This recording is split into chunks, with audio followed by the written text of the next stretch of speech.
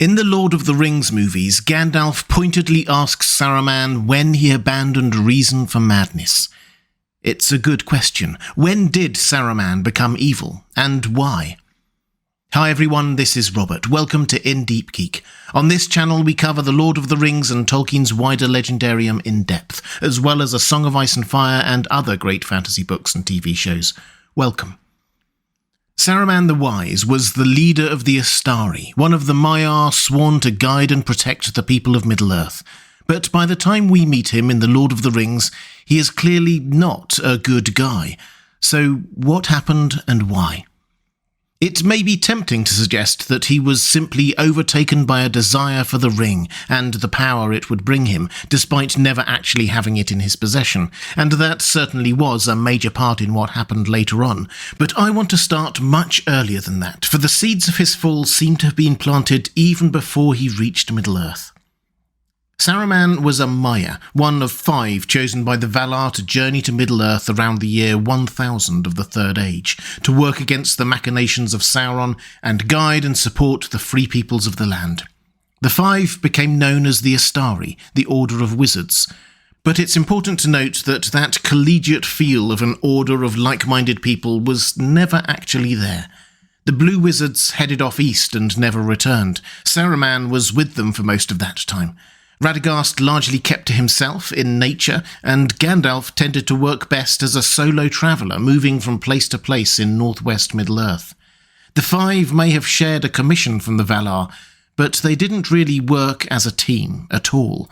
They hardly ever even met in Middle-earth, and even travelled there separately, and the jealousies and divisions were apparent right from the time of their choosing, particularly when it comes to Saruman. Saruman volunteered to go and clearly thought himself the leader of the expedition, whereas Gandalf did not want to go and had to be ordered to. Nevertheless, even though he was the third to depart, Varda made a point of stating that Gandalf wasn't the third in precedence. Then Yavanna made a point of saying that she wanted Radagast to go with Saruman to help protect the natural world. Perhaps Saruman took that as a slight that he couldn't be trusted to do that himself, or perhaps he simply thought Radagast beneath him. Remember when he later dismissed Radagast as Radagast the Simple, Radagast the Fool. Either way, it's clear he saw it as an imposition. And then a third slight. When Gandalf arrived in Middle-earth, Círdan gave him Narya, the Ring of Power, a mighty gift and an expression of confidence from the wisest elf in Middle-earth. He didn't give it to Saruman. We're told in Unfinished Tales that the White Messenger, who was skilled to uncover all secrets, after a time became aware of this gift and begrudged it, and it was the beginning of the hidden ill will that he bore to the Grey, which afterwards became manifest. So, from the moment the mission to Middle-earth started, Saruman was a bit put out, and that jealousy and discontent festered over a long period of time. Not that it was very apparent to most. There was a long distance between Saruman and Gandalf, with Saruman being off in the east, so it probably didn't matter so much then. But when he did return to the west, and had to be in contact with Gandalf again on a frequent-ish basis, something happened that will definitely have stirred up those old feelings again. Galadriel had formed the White Council, a council of the wise and good in Middle-earth dedicated to opposing the Shadow, and she wanted Gandalf to lead it. This is perhaps understandable. He was much better known to the elves of western Middle-earth at that point, as Saruman had been off in Rhûn for 1.5 millennia.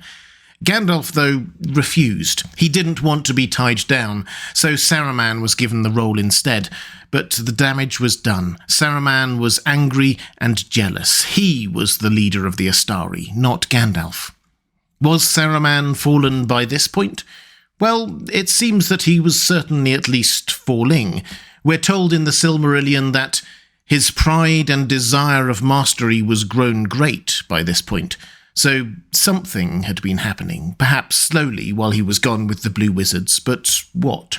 Well, we don't have any detailed accounts of what the 3 of them were up to at that point, although it does appear that the Blue Wizards also fell from being some of Sauron's most implacable foes, having a very great influence, Tolkien tells us, in causing dissension and disarray to Sauron's would-be forces.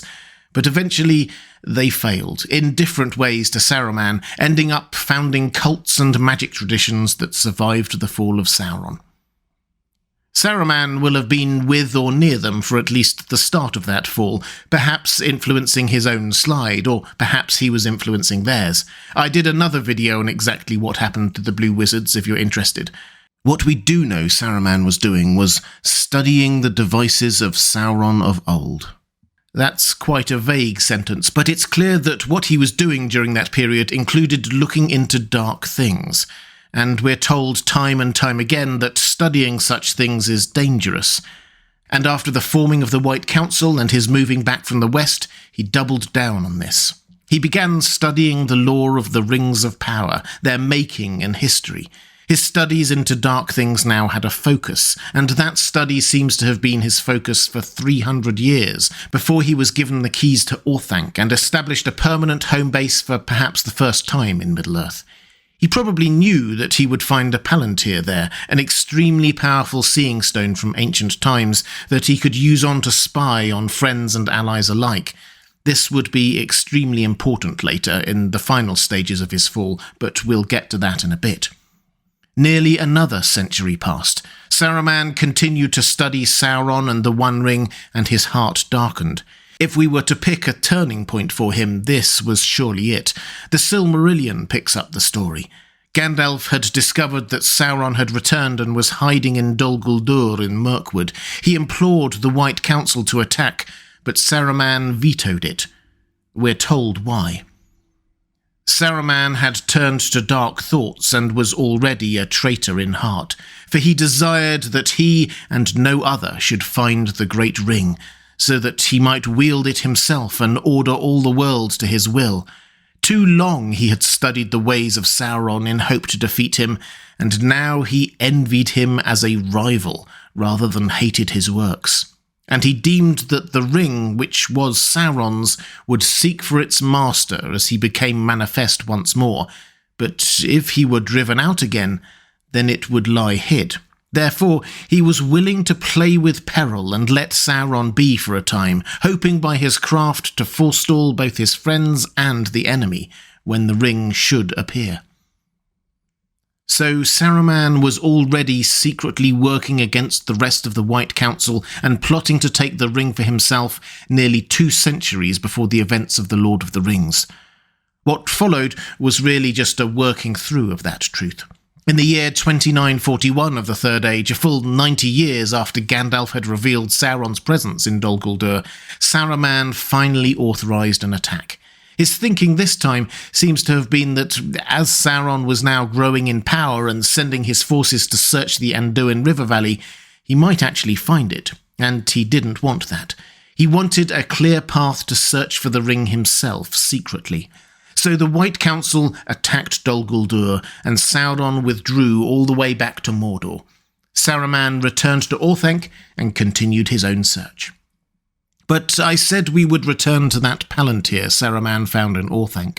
Sauron being back in Mordor meant that he could use his own Palantir, and communicating with Saruman began to dominate him. Saruman's corruption was therefore complete by around the year 3000 of the Third Age. He had probably already started building his army at Orthanc some time before that. We're told that he started fortifying it in 2953, and it's probably true that he was never completely in thrall of Sauron. His plan until just days before the end seems to have been to claim the ring for his own and to rule with it, or if that didn't work, join Sauron's side and act as his lieutenant. He tried to play both sides for a long time, and did so successfully for a long time. Gandalf had been suspicious of him for a while, but clearly didn't expect to be walking into a trap when he visited Orthanc near the start of The Lord of the Rings, and Sauron thought Saruman was fully working for him until the Nazgul captured some of his spies en route to the Shire. So, when did Saruman turn evil? I guess it's a matter of perspective. The annexes to The Lord of the Rings pinpoint the year 3000 of the Third Age as the moment he became ensnared by Sauron and a traitor to the White Council. That's 18 years before the main story of The Lord of the Rings. But he had clearly been working in his own self-interest for a lot longer than that, hunting for the One Ring and preventing attacks on Sauron for hundreds of years. We're told that he was already a traitor in heart around 200 years before The Lord of the Rings, and as far back as 2463, over half a millennium before The Lord of the Rings, we're told that his pride and desire of mastery had grown great. And the roots of this go even further back. Jealousy and disdain were parts of his character even before he arrived in Middle-earth. Sometimes I feel that critics of the world of J.R.R. Tolkien are too eager to categorise characters as either good or evil, because they see the whole story as just an existential battle between good and evil. But that is not how Tolkien wrote characters. Saruman, like all the other characters in this huge world, is multi-layered. He wasn't a good guy until suddenly one day he woke up a bad guy. He was all these things and more, slowly descending from being an admirable figure with flaws to a detestable figure with some redeeming features. Perhaps by the very end, even those redeeming features had gone, but to paint Saruman as a binary good or evil character is to miss the point. The greatest among us has the potential to fall to terrible depths, and the humblest has the potential to rise to majestic heights. So fell Saruman, and so rose the Shire, that home of the humblest in Middle-earth. That's where Saruman met his final end is an irony that should not escape us. If you'd like to see more Lord of the Rings videos, please click on the link on the left of your screen. Or if you'd like to support this channel, thank you. There's a link to my Patreon page on the right of your screen. That's all for this time. Thanks for watching. I'll see you again soon.